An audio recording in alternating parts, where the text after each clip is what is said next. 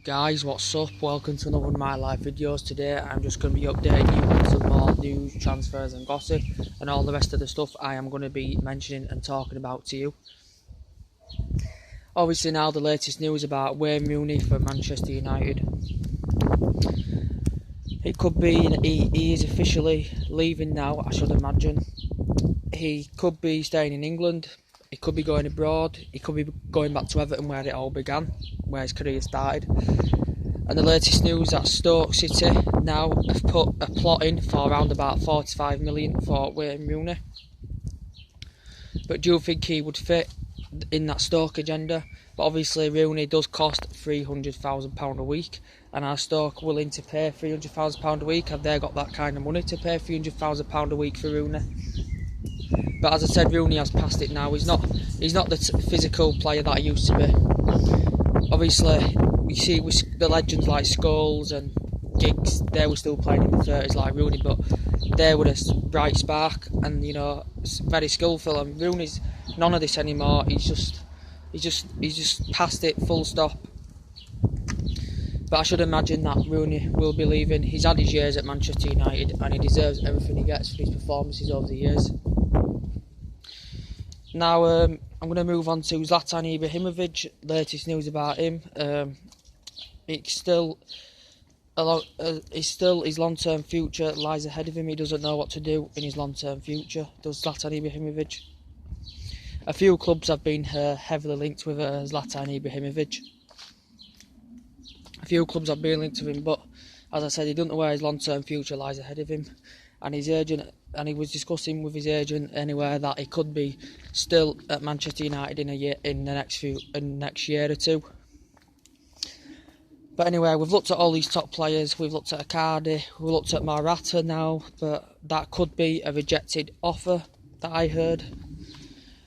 We've looked at Belletti, we've looked at Lukaku, but if I were to choose out of them two, Belletti and Lukaku, I would choose Belletti, because Belletti's a more playmaker player and he's scored loads of goals, and I think Lukaku just bottles it in games sometimes. I do think he's a good player, but he bottles it in games sometimes. You know, we've looked at obviously Danny Rose at that left back position and Mendy for Monaco, but I said for Monaco he'd be that chosen option over Danny Rose in my opinion. Centre back, as I said, we need someone who's as strong as Bailey in that centre back position. But of course now anyway, whoever we get in, because I said we will succeed in that transfer window. As I said, we need a number 9 role, we need a number 7 role, we need someone who's going to operate well in that number 10 role. But now the latest news about Perisic, that it's coming close now from Inter Milan, that according to these stemming from Italy reports, that we will be getting Perisic for around about 40 to 45 million. As I said, I don't really watch much of the Italian football and the Spanish football and that, but it's just things I've heard that he's a fantastic player. He's very skillful, good playmaker, good at cutting inside players, and has got that agenda to bring loyalty to good clubs. But I think he would fit in at Manchester United, so this could be now a confirmed deal. Obviously now James Rodriguez, as I said on my last video, it's going to be a debate now whether he comes to Manchester United. I know he's got a good left foot on him and he's a type player that we could get in that midfield, but it looks like Inter Milan are going to be snatching him. Obviously we've missed out on Bernardo Silva, which is a disappointment for Manchester United, and he did the U-turn to Manchester City. He would have been a creative and clinical midfielder for us as well. But obviously now I've heard the latest as well that David De Gea could be now staying at the club. Obviously Jose Mourinho did find replacements if David De Gea is to insist that he's going to leave.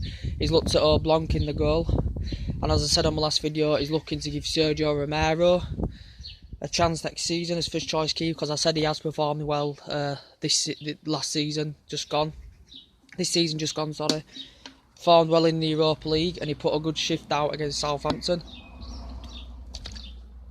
But as I said, Jose Mourinho's got these strong ambitions to get these players in that he wants in the summer. But anyway, I think now at right back,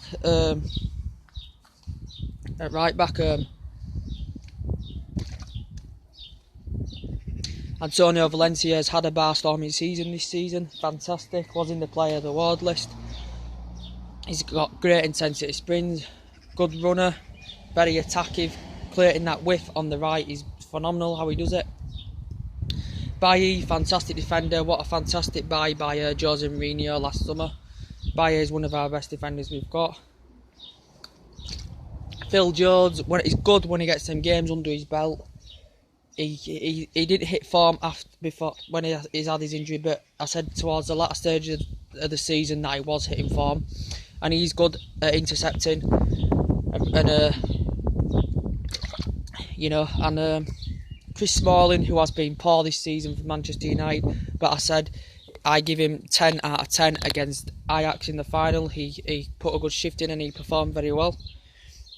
The left back position, Luke Shaw, we don't have many viable alternatives, do we? But Luke Shaw, he's good in that left back position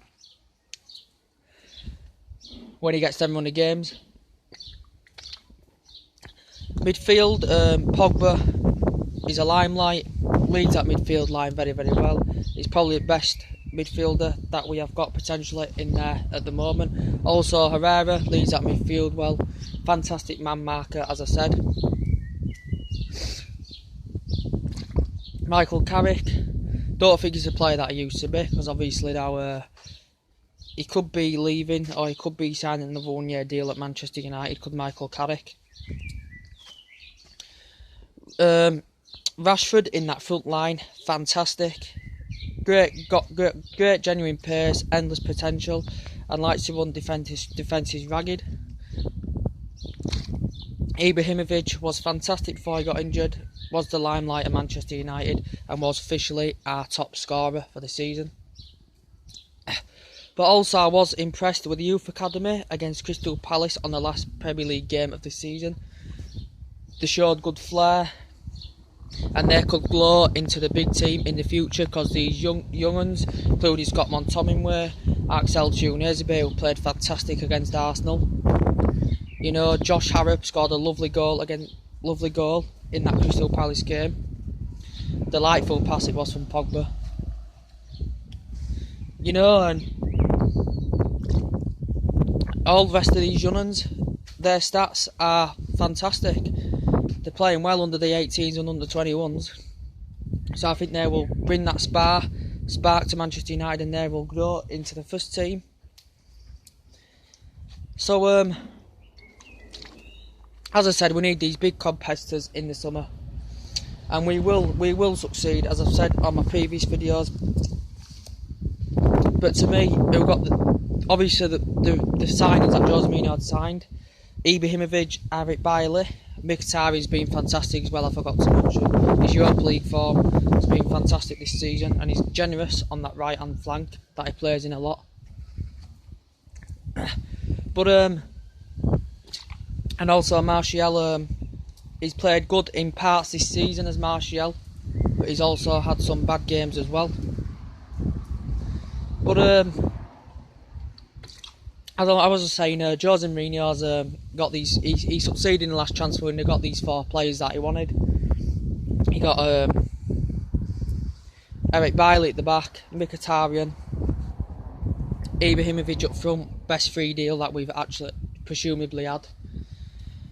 And Paul Pogba, and they've been the best. And they've been the best players what Jose Mourinho has bought this season.